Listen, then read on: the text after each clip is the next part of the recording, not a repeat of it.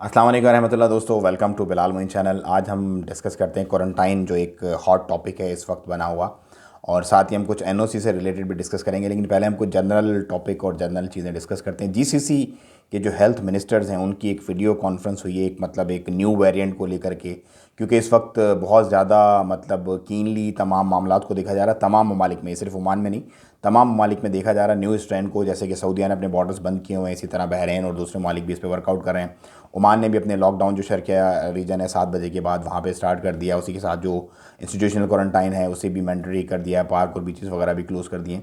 सो इसी मतन में एक कॉन्फ्रेंस हुई और उस पर तमाम हेल्थ मिनिस्टर्स ने सोचो विचार करके अब उसको टेकअप करने की कोशिश कर रहे हैं कि किस तरह से इसको प्रिवेंट किया जा सके ज़्यादा से ज़्यादा। अच्छा, ये तो था कुछ लेकर के ओमान की जो हेल्थ मिनिस्टर की एक इंपॉर्टेंट प्रेस कॉन्फ्रेंस थी वो। अब हम डिस्कस करते हैं क्वारंटाइन। आपके बहुत सारे जो सवालात हैं वो ये हैं कि नंबर एक तो कॉस्ट क्या पड़ेगी। देखें, जो मिनिस्ट्री और कॉम्पिटेंट अथॉरिटीज़ ने जो एक लिस्ट दी है होटल्स की मस्कत में, दिबा में और सूर में, वो तो एक है अपनी जगह पे। लेकिन आप लोग अपने बजट, जाहिर सी बात है, गरीब आदमी जिसकी सैलरी 80 रियाल है लेबर है या 100 रियाल है, वो तो नहीं अफोर्ड कर सकता, किसी सूरत भी अफोर्ड नहीं कर सकता, हल्के से हल्का होटल भी। सो उसके लिए रिलैक्सेशन ये दी गई है कि जो भी आपका बजट हो, जो भी आपकी इस्तात हो, जितनी क़ुव्वत बर्दाश्त आप में हो, आप उतना ही अपना होटल बुक कर सकते हैं। लेकिन बुकिंग होटल की लाजमी है, क्योंकि वो आपको शो करनी पड़ेगी एयरपोर्ट पे और आपको बताना पड़ेगा कि मैं इस होटल में जा रहा हूँ और यहाँ मैं अपने 7 दिन का क्वारंटाइन पूरा करूँगा।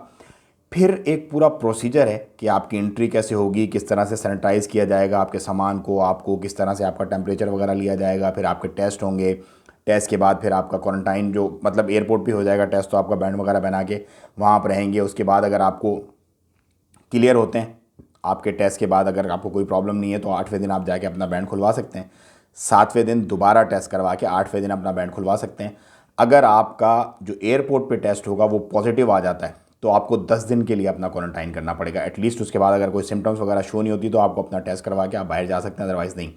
अच्छा, और अगर आपको टेस्ट आपका निगेटिव भी आता है तो भी 7 दिन आपने वहाँ पे रहना। जो एयरपोर्ट पे उतरते के साथ ही आपका टेस्ट होगा, वो अगर निगेटिव भी आता है तो भी आपको 7 दिन इंस्टीट्यूशनल क्वारंटाइन में रहना है।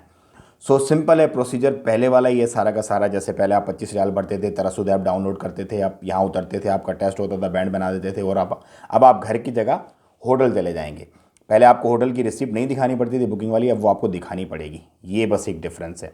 अच्छा, अब बात है फैमिलीज़ की कि फैमिलीज़ के लिए क्या ऑर्डर है, क्योंकि बहुत सारे ऐसे हैं जो सिंगल वुमेन ट्रैवल करती है, या बच्चों के साथ जो ट्रैवल होते हैं, मामलात होते हैं, या पूरी फैमिली जो साथ एक आ रही होती है, उसका क्या बनेगा। देखें, जो सीएए की गाइडलाइन है उसके अंदर कोई भी इस तरह का मामला डिस्कस नहीं किया हुआ कि औरत का कहाँ जाएगी, मर्द कहाँ जाएगा, बच्चे कहाँ जाएंगे, फैमिली कहाँ जाएगी, बैचलर कहाँ जाएगी। वो है तमाम who are arriving in Oman. अभी तक की ये जो आज इस वक्त मैं आपसे बात कर रहा हूँ, अभी तक की ये अपडेट है। अगर इस पर कोई फर्दर क्लैरिफिकेशन आती है तो वो इंशाल्लाह मैं आपके साथ ज़रूर फ़ौरन शेयर करूँगा, लेकिन किसी कॉम्पिटेंट अथॉरिटी की तरफ से आने के बाद, क्योंकि मैं हवा में कोई बात नहीं करता और कोई ऐसी बात नहीं करता कि उस पर लोगों के नुकसान हो जाए। क्योंकि बहुत सारे लोगों ने क्या हुआ कि जब ये क्वारंटाइन की न्यूज़ आई तो बस चला दिया ऐसे ही कि बस ठीक है आज से ही ये लागू हो गया। जिस दिन 2 दिन पहले न्यूज़ आई थी उसमें क्या हुआ, बहुत सारे लोगों ने फिर मुझे कमेंट्स किए, मुझे मैसेज किए, सर हमारा देखें, हमने उसकी न्यूज़ सुनी, हमने उसकी, हमारा ये नुकसान हो गया, हमने टिकट्स अपनी चेंज करवा ली। तो भैया, कॉम्पिटेंट अथॉरिटी की जब तक कोई कंफर्मेशन ना आए, प्लीज़ आप लोग 2 3 4 ज़राए देखा करें। जब आपको श्योर हो जाए उसके बाद कोई स्टेप लिया करें, क्योंकि सोशल मीडिया का दौर है, हर बंदे के पास मोबाइल है, जिसका जो दिल करता है उठाता है, उठा के अपने टिकटॉक और फेसबुक और यूट्यूब और इंस्टाग्राम और पता नहीं कहाँ क्या क्या कर देता। तो आपका पैसा ज़ाया होगा। आपको रिसर्च करनी है, आपको वेट करना है, आपको अच्छे से समझना है, उसके बाद आपने उस पर वर्कआउट करना है। सो ये था क्वारंटाइन को लेकर के जो थोड़ी सी क्लैरिफिकेशन। अब एनओसी की बात करते हैं। देखें, अभी तक भी सिस्टम में जब आप जा रहे हैं अप्लाई करवाने तो बहुत सारे लोग, उनको एनओसी मांगा जा रहा है। सो इसका मतलब है कि एनओसी इज़ स्टिल देयर अभी तक। ये मैं लास्ट वर्किंग डे की बात कर रहा हूँ, क्योंकि कुछ लोग गए थे अपने वीज़ाज़ वगैरह अप्लाई करने, उनके मुझे फीडबैक आएंगे, सर हमारे पीआरओ से अभी भी वो पुरानी एम्प्लॉयर जो हमने छोड़ा उसकी एनओसी मांग रहे हैं। तो कुछ कॉम्पिटेंट अथॉरिटी की तरफ से टाइम्स ऑफ ओमान में भी एक आर्टिकल छाया हुआ था कि कॉम्पिटेंट अथॉरिटी से उन्होंने बात की, लेकिन अभी तक उस पर कुछ एज सच अमल दरामद हुआ नहीं है।